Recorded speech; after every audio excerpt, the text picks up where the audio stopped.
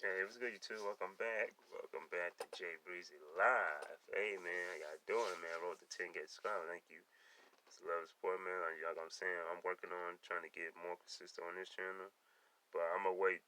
I'm going to be a lot more consistent in the beginning of 2025 on this channel. But I'm just trying to focus on getting the first two channels up and going. Because I got a lot of, I got not over 9k on the second channel, and I got over 32k on the main channel. I'm trying to work on getting that channel back monetized.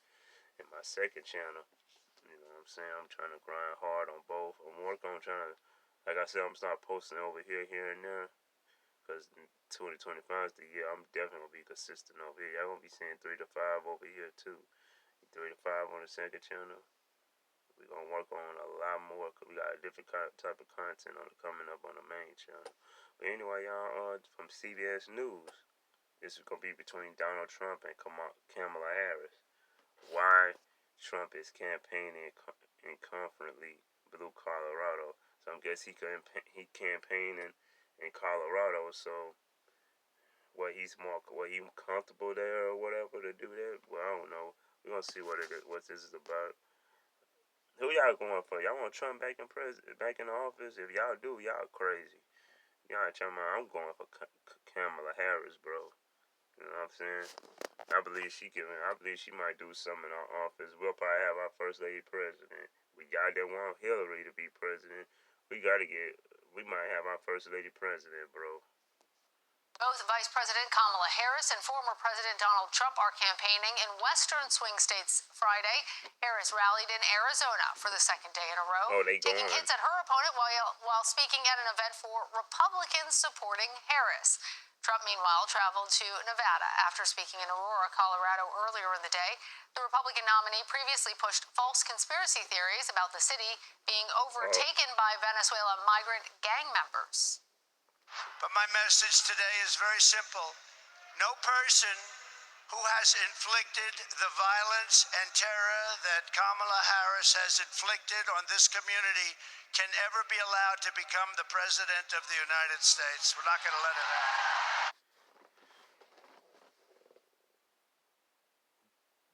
Bull SHIT. We don't want your ugly punk ass in the office. You had your time. You ain't get take your racist ass is not being back in the White House. Hell to the no. You know what I'm saying? That's when I miss Barack being in the office, low key, to be honest. We ain't finna let it happen. If y'all vote for Trump, y'all some idiots, bro. Y'all want a racist a-hole to be this ugly nigga here? Y'all want him to be president, bro? Y'all gotta be smoking some type of crack, bro. I do not want this idiot in the damn office, bro. He had his time. You damn near you almost got assassinated, bro. You about to get your head blown off. Twice, to be exact. We ain't finna let it happen. The people who's not voting for your ass, we gonna make sure your ass ain't gonna be president.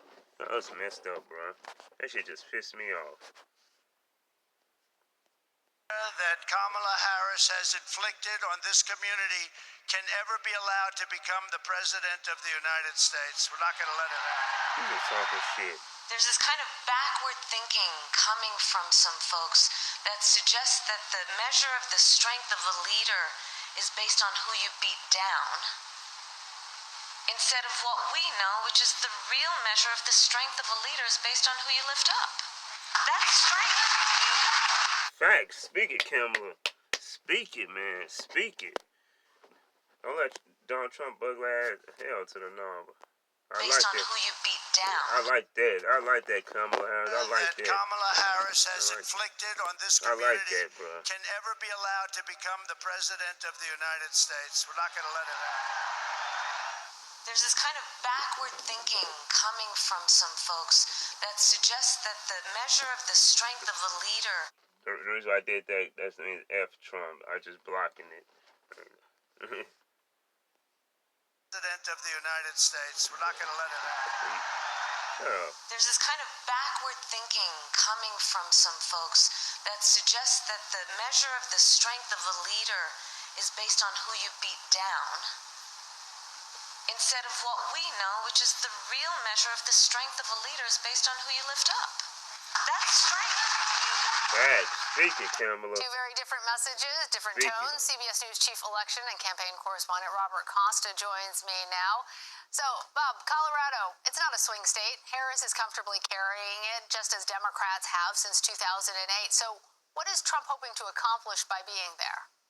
It's great to be with you. It's evident, based on former President Trump's comments about immigration and border security, that he's trying to close this campaign on that particular front. He wants voters in swing states, maybe not necessarily Colorado, even though he is there in terms of being physically present for an event, but he wants these issues of migration, border security to come to the fore of the campaign in this closing stretch. There's a belief inside the upper echelon of his campaign that if he talks about economic pain and immigration in this closing lap, that he has a real shot of winning back the White House. So it's about bringing a spotlight to these issues, even if Colorado remains more of a blue/purple state.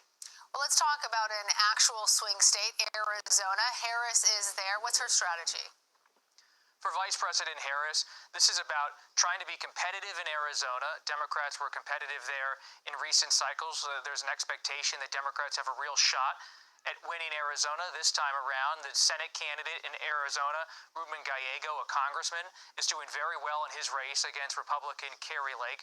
So she wants to bolster the Democratic energy in that state, and she wants to counter what former President Trump is doing, I'm told by her aides, by talking about immigration on her terms, talking about how she and President Biden have pushed for a bipartisan legislation in Congress that was stalled over the past few years. Joe Biden is and so on she wants to make sure she's out there on the issue Trump's talking about all the time with her own message.